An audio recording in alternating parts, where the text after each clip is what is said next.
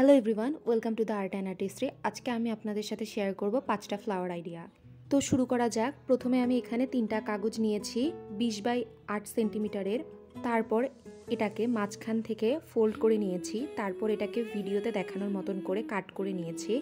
3টা কাগজ একইভাবে কাট হয়ে গেলে একটা সবুজ কালার পেপার দিয়ে ফুলের ডান্টি বানিয়ে নিয়েছি। তারপর ভিডিওতে দেখানোর মতন করে ডান্টিটার সাথে কাট করা কাগজগুলোকে গ্লুয়ের সাহায্যে অ্যাটাচ করে দিয়েছি।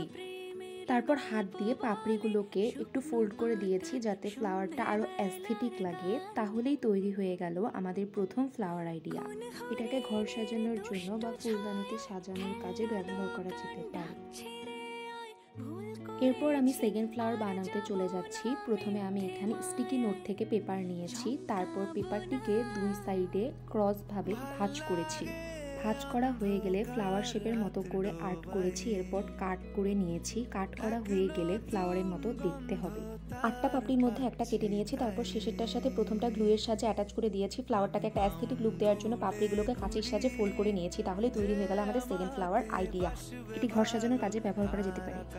এরপর থার্ড ফ্লাওয়ার বানানোর জন্য আমি এখানে একটা স্কোয়ার শেপের কাগজ নিয়েছি। তারপর কাগজটাকে মাঝ বরাবর রাউন্ড শেপ করে কেটেছি। তারপর রাউন্ড শেপের কাগজটাকে 4 ভাঁজ করে নিয়েছি। এভাবে 6টা কাগজ তৈরি করেছি। তারপর ভিডিওতে দেখানোর মতন করে একটার সাথে আরেকটা অ্যাটাচ করে দিয়েছি গ্লুয়ের সাহায্যে। ফ্লাওয়ারটা তৈরি হয়ে গেলে মাঝখানে একটা ব্লু স্টোন বসিয়ে দিয়েছি। তাহলে তৈরি হয়ে গেল আমাদের থার্ড ফ্লাওয়ার আইডিয়া। এটি ঘর সাজানোর জন্য ব্যবহার করা যেতে পারে। এরপর আমি ফোর্থ ফ্লাওয়ার বানানোর জন্য আমি এখানে একটা স্টিকি নোটের ইয়েলো পেপার নিয়েছি। তারপর পেপারটাকে ক্রস করে ভাঁজ করে নিয়েছি। তারপর পেপারের উপর ফ্লাওয়ার শেপ করে কাট করে নিয়েছি। তারপর ভিডিওতে দেখানোর মতন করে ফ্লাওয়ারের শেপ দিয়েছি এবং মার্কার দিয়ে ফ্লাওয়ারটাকে অ্যাস্থেটিক করার জন্য কালার করেছি। তাহলেই তৈরি হয়ে গেল আমাদের 4 নাম্বার ফ্লাওয়ার আইডিয়া। এটি ঘর সাজানোর জন্য ব্যবহার করা যেতে পারে।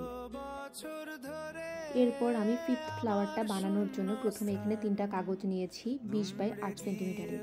একটা কাগজকে ফোল্ড করে 1 সেন্টিমিটার জায়গা রেখে ভিডিওতে দেখানোর মতন করে কেটে নিয়েছি। তারপর অন্য 2টা কাগজকে সেমভাবে কেটে নিয়েছি।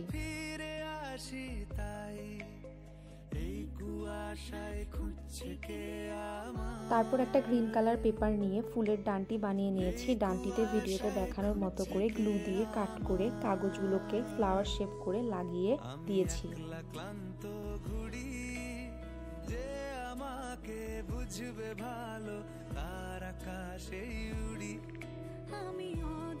তাহলেই তৈরি হয়ে গেল আমাদের 5 নাম্বার ফ্লাওয়ার। আশা করছি আপনাদের 5টি ফ্লাওয়ার ভালো লেগেছে। ভিডিওটি ভালো লাগলে লাইক, শেয়ার অ্যান্ড কমেন্ট করতে ভুলবেন না। আরও নতুন নতুন ভিডিও পেতে আমার চ্যানেলটি সাবস্ক্রাইব করুন এবং আর্ট অ্যান্ড আর্টিস্টের সাথেই থাকুন। ধন্যবাদ।